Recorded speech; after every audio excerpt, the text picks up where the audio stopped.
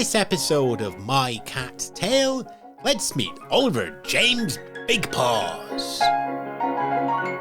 This is a very fluffy Norwegian Forest Cat who should be living north of the tree line. He was just wandering about having a little look and looking like a stupid cat, frankly. He chose us, which we were very, very honoured to be chosen by Oliver James Cat with two names.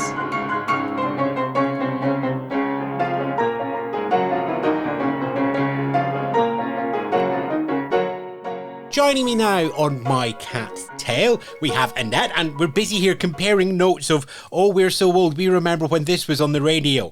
And I don't even think this podcast is on the radio yet. Hello, Annette. Hi, Ewan. Lovely to see you. There is this lovely touch of reminiscence and memories and love when we do these podcasts, mostly because of the cats, but it's a chance for us all to sort of look back in our life in a different way. And I suppose we're going to talk about Oliver now. And we're going to look back at Oliver, and that also looks back on your life as well. But let's start present day. Where is the little toe rack? He is very busy looking at the inside of his eyelids on the snuggler. What a lucky cat. Yeah. He's been outside. I mean, this is a very fluffy Norwegian Forest Cat who should be living north of the tree line, but actually is living in suburban Bradley Stoke, just outside Bristol. And he's popped his head outside. He's had a little look about, Paws, feeling the ground a little bit, and decided that, no, actually, he's coming back inside. So, yeah, he's fast to Bobos. A lot of people will have seen Oliver's pictures online, on Twitter, and as always, we'll have the links back. But for those who haven't, or are getting to meet Oliver now, a Norwegian snow forest cat. Is that right? No, Norwegian Forest Cat. Tell me about this breed, because I'm new to all the breed names. I just know big cat, little cat, fluffy cat, not fluffy cat. And all I can see is big and fluffy. Big and fluffy is absolutely right. It's a very old breed. It seems as if they probably spread around with the Vikings there. So then they are Norwegian. Legend has it that they pulled Freya's chariot, the goddess Freya's chariot, and they're big, they're strong, they love to climb, they're very, very calm, very easygoing cats. They have very, very strong claws, and I know because I've got the scars to prove it, she says proudly. He weighs about a stone, and most of it is fluff and muscle. He's a chunky monkey. It's all fluff and muscle. Thank you. We've got the tagline for the podcast now.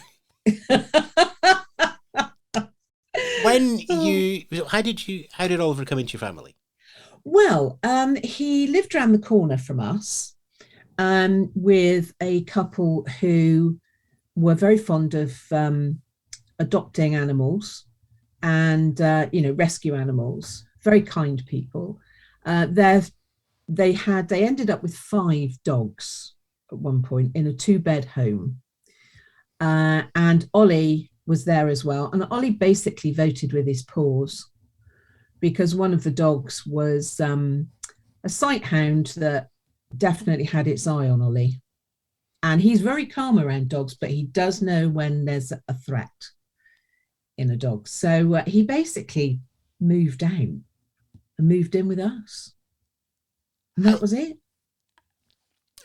On the human side of things, how did that make you feel? I mean, were you looking for a cat? Do you have other cats? Well, when Ollie that happened over a period of a few years, actually. When Ollie first rocked up in the neighbourhood, he was wandering around. He was obviously very young, and he was just wandering about having a little look and looking like a stupid cat, frankly. Young, inexperienced. At that point, we had a cat called Murphy, who was an ex-street cat and who was very, very dominant, shall we say. Beat up most of the cats in the neighbourhood, career criminal. And Ollie didn't really come in our garden because that's not his style. He's not a fighter. But then 10 days after Murphy left us and went over that rainbow bridge, Ollie rocked up and looked at us and meowed and came in the house and lay about on the coffee table. And it was lovely just to have a cat to sort of ease the pain of having lost Murphy. So anyway, he kept coming back and visiting, and then he turned up one day. This went on for quite some time, and he turned up one day, and he was injured, and it was about 5 o'clock in the morning. And so we couldn't get hold of his then owners. So to cut a long story short, we took him to the vet. And when we did manage to get hold of his owner, she said to us, do you mind looking after him? Because I can't take the time off to stay in with him, because he had to be kept indoors. So we did that as well. So he kind of almost had two homes for a while, them and us. And eventually he chose us, which we were very, very honoured indeed to be chosen by Oliver James Cat with two names. What was, I mean, there must have been a point where the sort of ownership of a cat is a nice idea, but it doesn't exist. No. But the idea of, let's go with guardianship. Yes. Was there right, we are now the guardians. Was there that discussion with his then owners? There wasn't really a discussion as such. It just kind of happened. But they did, they basically just let him make the choice himself, which was very good of them. Very good of them. And we were very happy to have him. We made that very clear, that we were very happy to take him on and look after him and, pay his vet bills, etc. And so that was the arrangement that we came to. It just sounds so civilized, homely, but I think the biggest word I'm coming to there is respectful. Yes. Yeah. I mean, they were genuine animal lovers. They were more into dogs and horses than they were cats. They didn't have a huge understanding of the cat. So what, did they think Oliver was just a very small horse then? Yeah, I think they probably did, actually. I mean, they thought he was a Maine Coon, and he's definitely not a Maine Coon. They tried to bond with him by keeping him indoors for a month. Well, that would have driven him insane, because that's just not what you do with these cats. You have to be able to be brave and let them live their life, because they are very outdoorsy sorts of cats. Not that you'd know it at the moment looking at him, because, as I say, he is pushing up the Zeds on the snuggliest seat in the house. But, he loves to be outside. And to try and keep him in would just be cruel. Couldn't possibly do it. So how long has Oliver been living with you as his guardians now? Yes. Coming up to, let me just say, 6 years. And it's been a good 6 years? Oh, fabulous. Absolutely fabulous. He's a real joy. Yeah. Even when he bites me, he's still a real joy. Why do you think he was, you said there 10 days. Was it like he was keen to visit you, to move in with you? You were so accommodating, almost like Oliver, pardon my English here, but Oliver almost like a rebound cat, I just need a little bit of help here to get over the loss of Murphy. But then to have him suddenly accepting a new cat into your household, at least a presence, very quickly. It felt like the right thing. I can't really put it any higher than that, or make it any more complicated than that. It just felt like the right thing. It was almost as if Murphy'd said, all right, mate, over to you. You can have him now. It was lovely. It was, and it did ease things. I mean, there were times when we didn't see him for weeks in the early stages of his visitations, but it was lovely to know he was about. And when he did move in, we were just absolutely delighted. And, the people who'd had him were very kind to let him come. And we loved it. And he's just brilliant. Absolutely adore him. What sort of cat is he now? Easygoing by and large. He loves to be brushed. He's not massively driven by food actually. He likes to play, but he's getting older now, so he now has to have an injection once a month to help him. He's a bit arthritic in his hip. But that injection, it's like, I wish I could have one. He goes from walking up the stairs to zooming up the stairs like a kitten. It's absolutely incredible, this stuff. And it should be, because it costs a lot of money. But hey, we'll draw a veil over that bit. We don't mind spending it on him. He's very welcome to it. You do have to do things on his terms.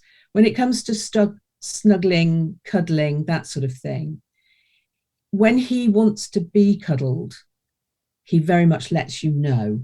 But when he's had enough, he also lets you know. And every now and again, what we do, we sit on the bed, and he sits in between my legs, and lies on his side, so I can stroke his belly and just sort of snuggle my fingers into his ruff at the same time. So he's got a hand both sides. But the one on the tummy, whilst he loves it, he lifts his leg up so you can get your hand underneath and everything. But you've got to be careful, because if you don't concentrate, he'll suddenly turn around and smack you one. Yeah. Yeah. I know. Yeah, I know. That's just like, yeah, no. No. Could you give us some warning? No. No. And on that sense, so does he also pick up when you need? Will he ever be proactive when you need help, when you need the presence of a cat around you? Yes, I think he's very good about that. I had breast cancer during lockdown, and I was quite poorly. I had to have chemotherapy and then surgery and then radiotherapy. All throughout that time, he wasn't clingy, but he was there. And, I was just saying about how he can give you a smack when he's not too keen on something. Not once did he even make an indentation in me the whole time I was poorly, which is brilliant, because that's the sort of thing that, you get really nasty infections from, because obviously when you're having chemo, your immune system's just shot away. So he was a very good boy, very calm. Just was around, he made himself very present, but he wasn't sort of doing anything intrusive. He was lovely, very good boy. Yeah. And it's not like you could sit down with Oliver and say, this is happening to my body, and my brain is going to be all over the shop, but yet he still knew. Yeah. And, I thought he obviously picked up on the initial stress that myself and my husband went through with my diagnosis, because he started to pull his fur out. He had a little bald patch on his back. And it was only when we took him to the vet, I thought, something's irritated his skin. And it was only when we took him to the vet, and she said, has anything changed recently? Is anything, is there an unusual amount of stress in the house? I went, oh yeah, there is actually. Forgot about that. Yeah, oh dear. So he obviously picked up on that, because I'm the one he's very, very close to. He still loves my husband. They get on very well, but he seems to be more imprinted, if you like, on me. And I wondered if the chemo would make me smell weird. To be honest, it probably did to a cat, but I was worried it might sort of put him off being anywhere near me, but it didn't. He was fine. Yeah, bless him. And is he still fine, or is he back to being swipey? Is he sort of, okay, you're on the road to being men now? I don't need to be so nice around you now, Annette. Yes. I can just go back to being a cat. Yeah, absolutely. He's 100% feline. Yeah, totally. Yeah, and I will get a clout if I get it wrong. Yeah. And it's always my fault. I never blame him. It is always my fault, because in our world, it's us that cause the problems for cats, not cats causing the problems for us. And what about around and outside the house? You say there he's very much a cat who goes outdoors as well as indoors as well. Mm-hmm. Is he an adventuresome outdoor cat, or is he just that I'm just going to go down the bottom of the garden path and that's far enough? Oh, no, no, no. He's roamed this neighbourhood for quite some time, believe you me. Yeah, he likes to go out and have a little mooch about, see what's going on. He doesn't go as far as he used to because he knows where he lives. He's an older cat now. So, but he does like to go out, and goodness only knows where he goes at night. I don't know if he just goes in the garden or if he's, whooping it up 3 streets away. I've no idea what he gets up to. Bless him. Yeah, he has got a little friend that lives next door. I don't think a little friend. Well, I refer to her as his irritating little sister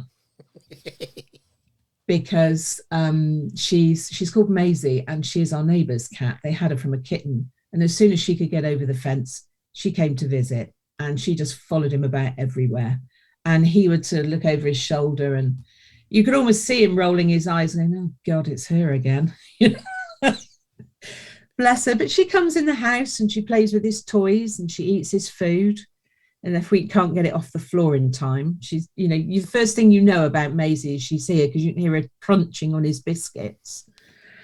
But yeah, he just sits and lets her do it. We've watched her jump over him when he's been sitting in the back doorway. She's jumped over him in order to come in and play with his toys, and he just lets her. Doesn't mind at all. Sounds like an old and there's now so many ways you could imprint a different emotion on that, because is that just an old granddad sitting there in a rocking chair? Is it Walter Matthau just going, oh, I can't be bothered? No, just go out and dance. Yeah, that's the one. Oh, it's more Walter Matthau then, is he? Oh, definitely. Kids, look him up on Wikipedia. Yeah, definitely more Walter Matthau, definitely. Yeah, I love him. How much of a difference has he made?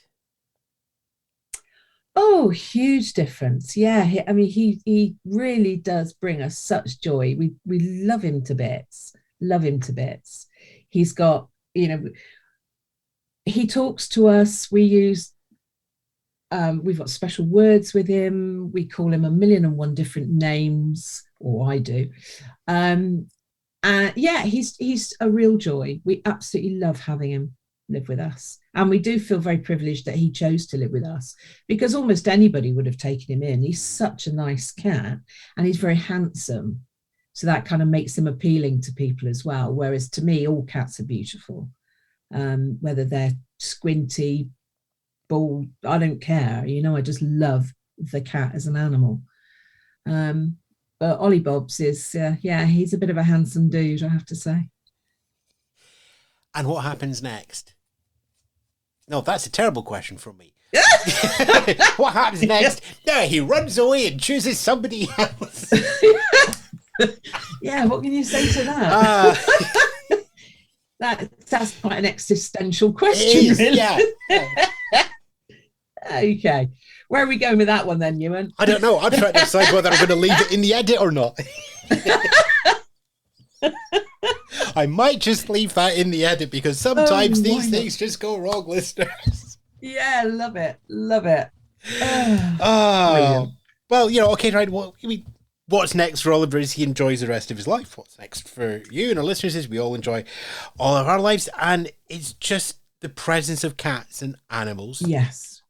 It certainly feels like it has brought a sense of calm to your household. Yeah, he makes things complete. We're a unit. The three of us are a unit. Me, my husband, Steve, and the cat. Yeah, the three of us are a unit. And it has been really wonderful for you to come on the show, Annette, and share Oliver's tale with us. Thank you very much. Thank you for asking, Ewan. Thoroughly enjoyed it. And for those people who want to see this massive burst of quite definitely not Norwegian Maine Coon, it was dead when he came in. There's a Monty Python line in there, and it's too late at night, so let's just assume I've skillfully managed to get that in there. Where can we find pictures of him online? He's on Twitter. He doesn't have a social media presence other than Twitter. @Ollie_Big Paws. And we'll have a link to that back at our website as well, mycatstailpod.com. Annette, Once again, thank you very much for sharing Ollie's tale with us. Thank you for asking, Ewan. It's been an absolute pleasure. You've been listening to My Cat's Tale, a Spence Media production.